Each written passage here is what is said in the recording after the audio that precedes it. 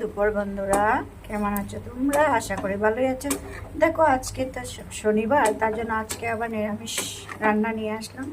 নতুন বেরিয়েছে ফুলকপি, নিয়ে আসলাম বাজার থেকে। আর এই আজকে ফুলকপি, আলু আর পনির দিয়ে একটা বানাবো। পোস্ত বাটা দিয়ে ভেন্ডি চচ্চড়ি বানাবো। আর এদিকে পটল ভাজা করবো। আর এটা তো ফুলকপির সাথে দেব আলু আর পনিরটা। অরল ডাল বানাচ্ছি। দেখো, ভেন্ডি চচ্চড়ি পোস্ত বাটা দিয়ে বানিয়েছি।